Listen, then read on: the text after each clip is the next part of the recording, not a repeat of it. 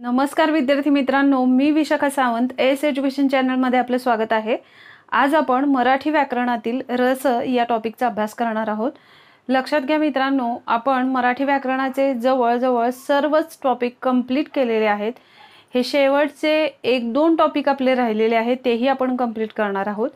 त्यानंतर पोलीस परीक्षांना किंवा एमपीएससी परीक्षांना जे प्रश्न आलेले आहेत त्यांचाही आपण आढावा घेणार आहोत।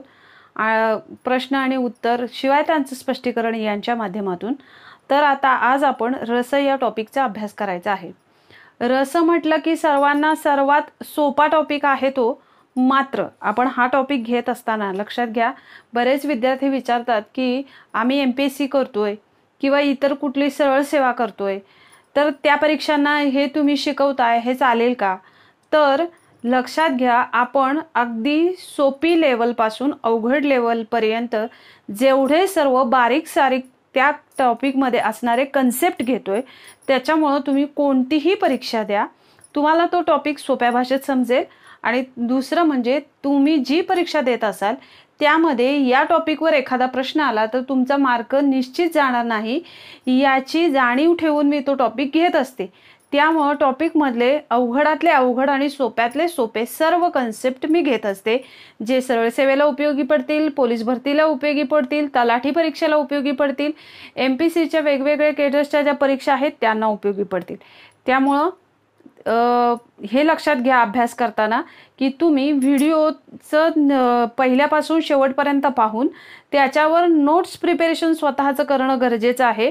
नुसतं दुसऱ्याने दिलेल्या नोट्स घेऊन होत नाही, तर तुम्ही ज्या वेळेला एखादं पाहिजे तर करून बघा, एखाद्या टॉपिकच्या नोट्स ज्या वेळेला तुम्ही एखादा व्हिडिओ बघून स्वतः प्रिपेअर कराल त्यावेळेला त्या टॉपिक विषयीचा कॉन्फिडन्स तुमचा जास्त वाढेल। त्यामुळे शक्यतो स्वतःच्या शब्दातील नोट्स प्रिपेअर करा व्हिडिओ पाहून, आणि त्यातूनही काही अडचण आली तर मी आहेच, त्याच्यामुळे काळजी करू नका। प्रत्येक परीक्षेला चालणारे आहेत, योग्य आहेत असे आपण टॉपिक घेत आहोत। आले लक्षात? तर आता आपण रस या टॉपिकचा अभ्यास करणार आहोत। तर मराठीमध्ये एकूण रस आहेत 9।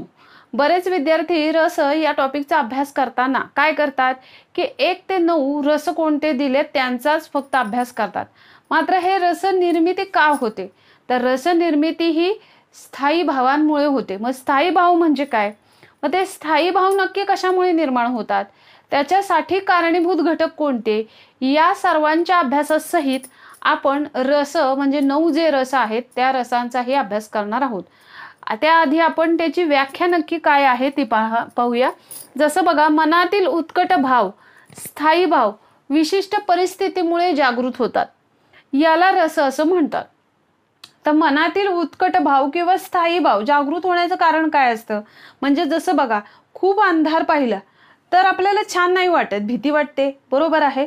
मग खूप अंधार पाहिला तर भीती वाटते, किंवा एखादा भयानक प्रसंग पाहिला, एखादा भयानक अपघात पाहिला तर आपल्याला भीती वाटते, किंवा त्या अपघातात एखाद्या छिन्न विच्छिन्न पडलेलं शरीर बघितलं तर आपल्याला दुःख वाटतं, करुणा निर्माण होते त्या व्यक्तीविषयी। आपण आपल्या भाषेमध्ये त्याला आपण म्हणतो, अरे तो मी प्रसंग बघितला आणि अक्षरशः पोटात कालवायला लागलं म्हणजे काय की आपल्याला त्या व्यक्तीविषयी कोणतीही आधी अटॅचमेंट नसते, मात्र तो प्रसंग बघून आपण पटकन त्या व्यक्तीशी जोडले जातो, अटॅचमेंट निर्माण होते आणि त्या व्यक्तीविषयीची त्या व्यक्तीची जी परिस्थिती आहे त्याच्याविषयी आपल्याला वाईट वाटायला लागतं। अशा पद्धतीने म्हणजे वाईट वाटण्याची भावना, ज्याला करुण रस वगैरे असं म्हणतात शुद्ध मराठीमध्ये।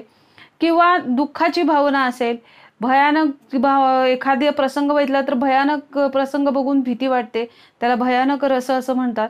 अशा पद्धतीने आपल्याला ज्या वेळेला एखादा प्रसंग बघून हसावंसं वाटतं, एखाद्या प्रसंगी भीती वाटते, एखाद्या प्रसंगी प्रेम निर्माण होतं, अशा पद्धतीच्या व्यक्तीच्या मनामध्ये ज्या वेगवेगळ्या भावना असतात त्यालाच स्थायी भाव असं म्हणतात, आणि यातून जे निर्माण होतात त्यालाच रस असं म्हणतात। ओके, आता बघा त्याच्या पुढे बघा, हे आहे ना, हे मी दिलेलं आहे, ही काही रसांची नावं नाहीत, हे रस निर्मिती नक्की का होते त्याच्याविषयीचे पुस्तकांमध्ये दिलेले कन्सेप्ट आहेत।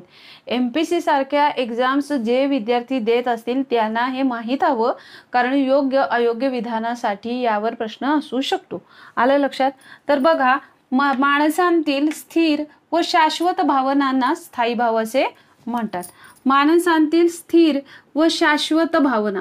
स्थिर व शाश्वत भावना म्हणजे काय की आपल्याला एखादा, जसं मी आता सांगितलं, एखादा भयंकर अपघात पाहिला तर तिथं मी भयंकर अपघात पाहिला आणि खूप आनंद झाला असं एकही कोणी म्हणणार नाही.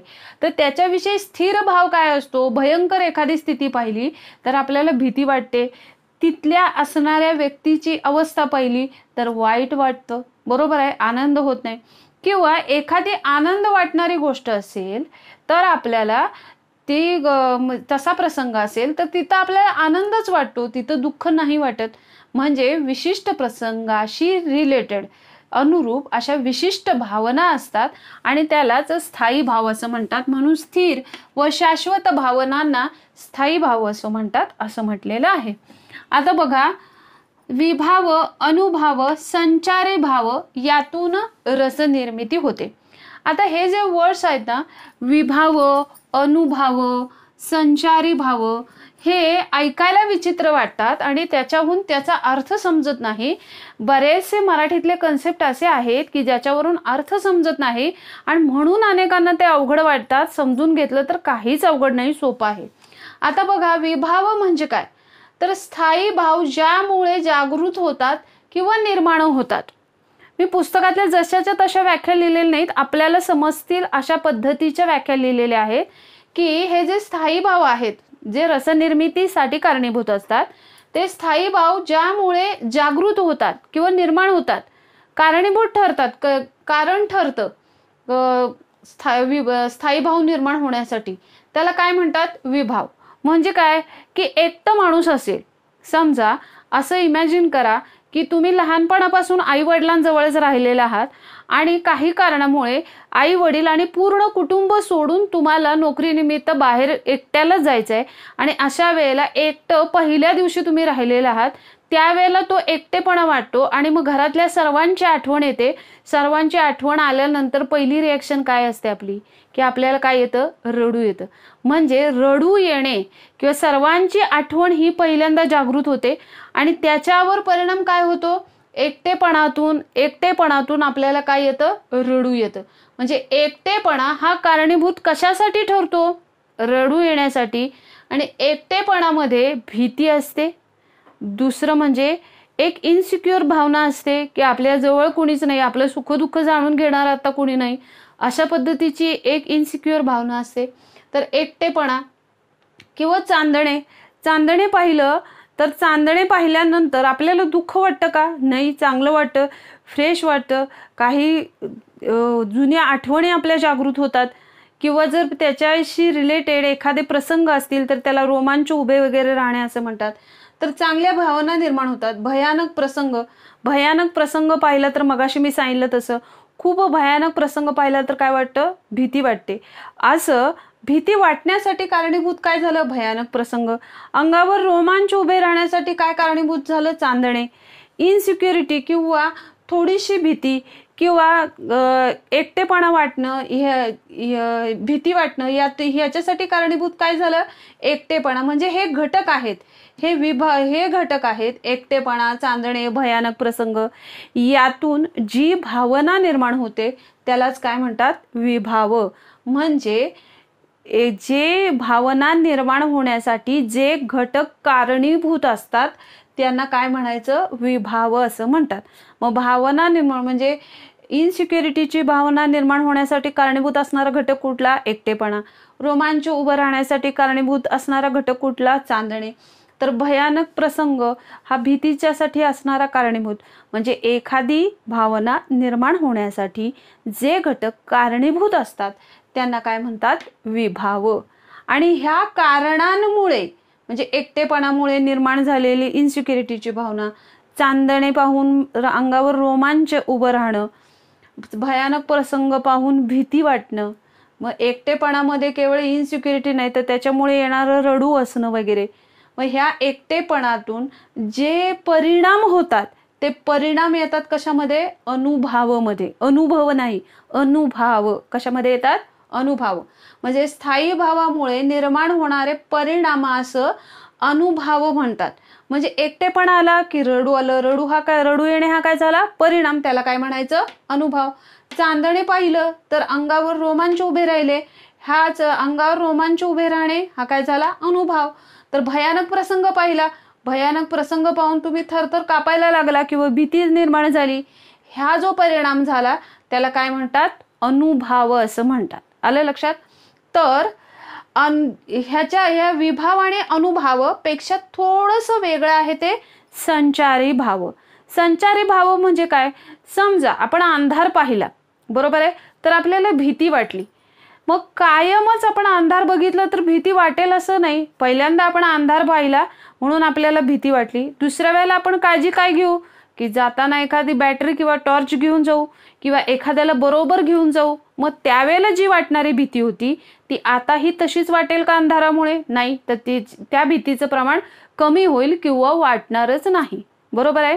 एखादं प्रसंग पाहिलं तर दुःख वाटतंय, म्हणजे कायमच दुःख, म्हणजे एकदा दुःख झालंय तर तो दुःख कायमच दुःख झालंय असं नाही होत. एखादा प्रसंग पाहून आनंद झालाय तर कायमच माणूस आनंदी राहील असं नाही. जसं अंधाराची स्थिती आहे, भीती वाटली तर कायमच भीती वाटेल असं नाही.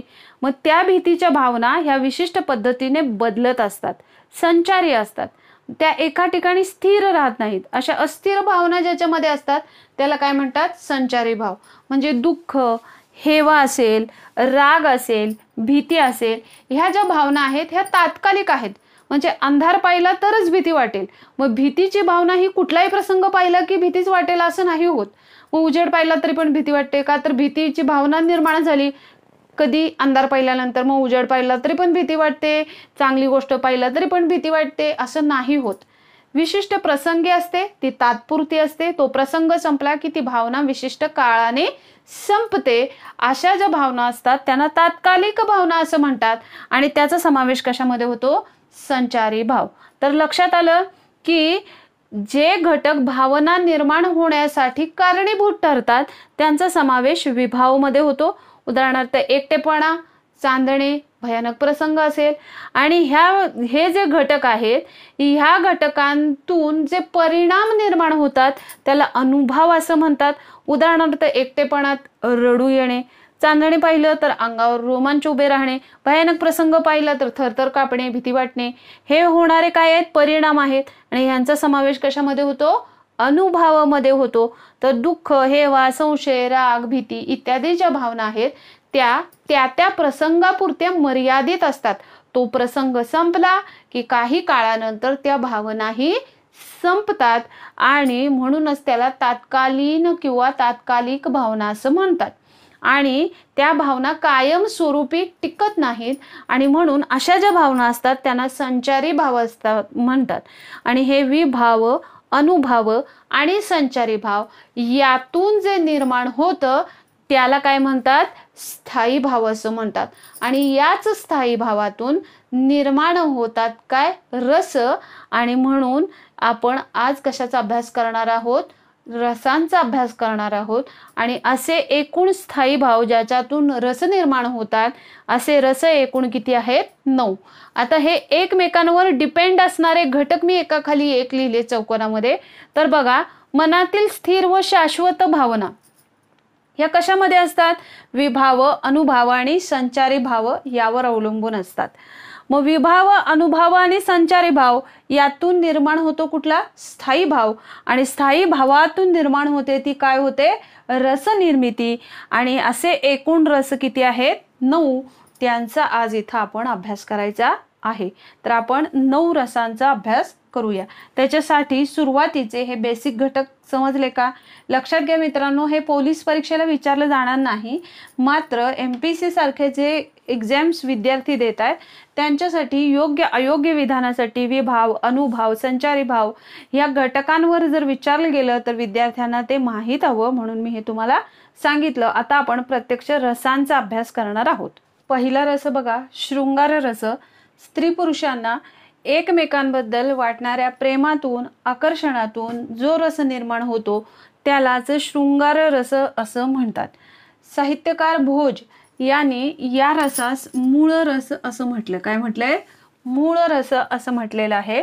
किंवा याला रसांपैकी आद्य रस असेही म्हणतात. आद्य याचा अर्थ प्रथम, म्हणजे एकूण रस 9 आहेत, त्या 9 रसांपैकी आद्य रस किंवा मूळ रस कोणाला म्हणतात, तर शृंगार रसास मूळ रस असं म्हणतात.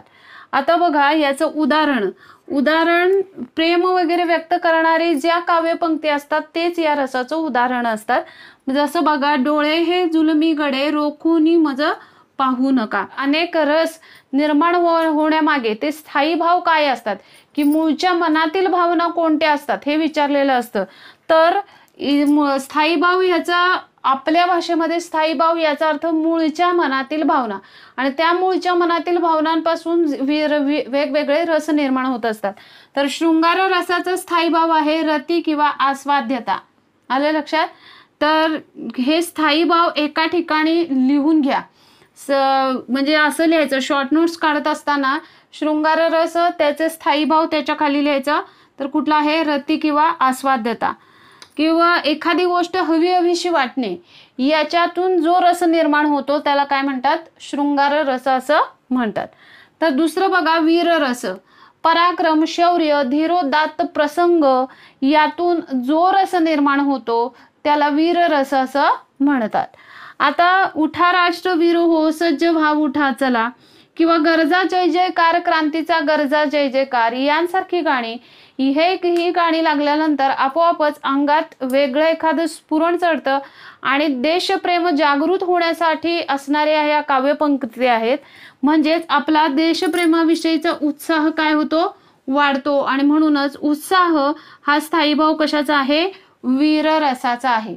मग जर काही लक्षात आलं नसेल तर देशप्रेमाविषयीची जी गाणी असतात, ज्याच्यातून आपल्या देशाचं, महाराष्ट्राचं प्रेम व्यक्त होतं, अशी जी गाणी असतात, ही सर्व गाणी कशासाठी असतात, वीर रसासाठी दिलेली उदाहरणं असतात. हे लक्षात ठेवा.